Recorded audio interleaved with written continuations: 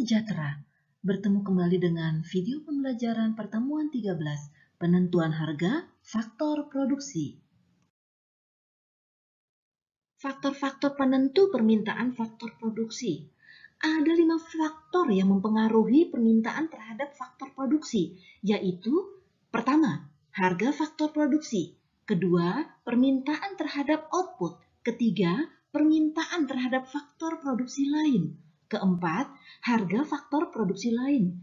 Kelima, kemajuan teknologi. Mari kita bahas satu persatu. Harga faktor produksi. Yang dimaksud dengan harga faktor produksi adalah upah dan gaji untuk tenaga kerja atau sewa untuk barang modal dan tanah. Jika faktor produksi bersifat normal, makin murah harganya, makin banyak jumlah yang diminta. Dalam kasus khusus, turunnya harga faktor produksi justru menurunkan jumlah yang diminta. Atau pada saat harga naik, permintaan justru meningkat. Ini disebut inferior.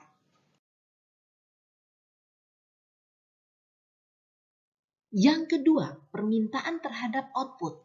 Maksudnya, makin besar skala produksi suatu industri, maka makin besar pula permintaan terhadap input tenaga kerja.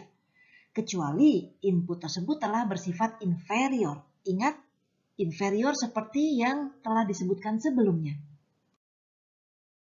Faktor ketiga, permintaan terhadap faktor produksi lain. Misalnya, permintaan terhadap faktor produksi substitutif mesin meningkat.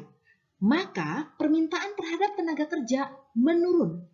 Bila tenaga kerja dan mesin mempunyai hubungan komplementer, maka meningkatnya permintaan terhadap mesin akan meningkatkan permintaan terhadap tenaga kerja. Harga faktor produksi lain. Maksudnya adalah pengaruh perubahan harga suatu faktor produksi terhadap permintaan faktor produksi lainnya sangat berkaitan dengan sifat hubungan antar produksi. Permintaan terhadap suatu faktor produksi akan meningkat jika harga faktor produksi pengganti atau substitusinya makin mahal. Begitu juga permintaan terhadap faktor produksi akan menurun jika harga faktor produksi pelengkap atau komplementernya makin mahal. Faktor kelima, kemajuan teknologi. Kemajuan teknologi ini mempunyai dampak yang mendua terhadap permintaan faktor produksi. Dengan kata lain, kemajuan teknologi di satu sisi dapat meningkatkan faktor produksi, tetapi di sisi lain dapat menurunkan faktor produksi. Jika kemajuan teknologi dapat meningkatkan produktivitas, maka permintaan terhadap faktor produksi akan meningkat. Dalam menjelaskan permintaan faktor produksi, akan dibahas besarnya penggunaan tenaga kerja yang optimal dan tingkat upah yang berlaku secara ekonomi. Jika diketahui perusahaan menganggap bahwa tenaga kerja merupakan faktor produksi variabel. Yang dimaksud dengan variabel adalah faktor produksi yang bisa berubah jumlahnya. Dari dua pasar output yang ada, yaitu monopoli dan pasar persaingan sempurna, diperoleh hasil yang berbeda. Kita lihat, jika pasar output adalah monopoli, maka produk yang dihasilkannya lebih sedikit. Dan ini secara langsung tentu saja mempengaruhi jumlah dan harga faktor produksi yang dipergunakan. Sebaliknya, jika pasar output adalah pasar persaingan sempurna, maka tentu saja tingkat output yang dihasilkan akan lebih besar. Ada 3 permintaan faktor produksi yang akan dibahas di sini. Pertama, permintaan pada pasar input persaingan sempurna. Kedua, permintaan input pada pasar output monopoli. Yang ketiga, penawaran input pada pasar monopsoni. Permintaan pada pasar input persaingan sempurna.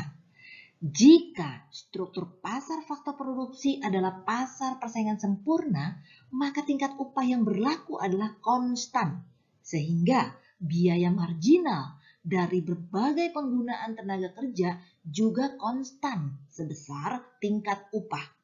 Jika terdapat cukup banyak perusahaan sebagai pembeli, maka berapapun banyaknya jumlah tenaga kerja yang diserap oleh satu perusahaan tidak akan mempengaruhi tingkat upah. Permintaan input pada pasar output monopoli. Jika struktur pasar faktor produksi adalah pasar output monopoli, ditunjukkan oleh tingkat harga yang tidak tetap dan cenderung menurun. Titik keseimbangan pada kurva lebih kecil jika dibandingkan dengan pasar persaingan sempurna. Hal ini sesuai dengan teori monopoli, bahwa seorang monopolis akan memproduksi dalam jumlah yang tidak optimal. Penawaran input pada pasar monopsoni. Pasar monopsoni merupakan suatu keadaan pasar di mana hanya terdapat satu pembeli. Sebagai contoh, beberapa perusahaan kecil hanya menyediakan peralatan, perlengkapan, atau bahan baku kepada perusahaan besar. Dan karena perusahaan besar itu hanya satu, maka perusahaan besar ini bertindak sebagai monopsoni. Terdapat beberapa alasan yang menyebabkan terjadinya perusahaan monopsoni. Dalam banyak kasus, beberapa jenis faktor produksi lebih produktif untuk satu jenis penggunaan dibandingkan penggunaan lainnya. Misalnya, beberapa lahan yang kaya akan bahan tambang dipandang akan lebih menguntungkan untuk mengusahakan pertambangan dibanding usaha yang lain. Seseorang dengan spesialisasi tertentu dipandang akan lebih menguntungkan jika bekerja dengan menggunakan keahliannya dibanding pekerjaan lainnya. Karenanya, jika hanya ada satu perusahaan yang mempergunakan lahan atau menyewa tenaga kerja, maka akan terjadilah keadaan monopsonistik. Juga, selama pekerja tidak dapat atau tidak ingin bekerja di tempat lain, maka dapat dikatakan perusahaan tersebut adalah monopsoni. Kurva penawaran faktor produksi pada pasar monopsoni adalah sekaligus merupakan kurva penawaran pasar. Oleh karena kurva penawaran memiliki kemiringan positif, maka dengan sendirinya kurva penawaran faktor produksi pada monopsonis juga memiliki kemiringan positif.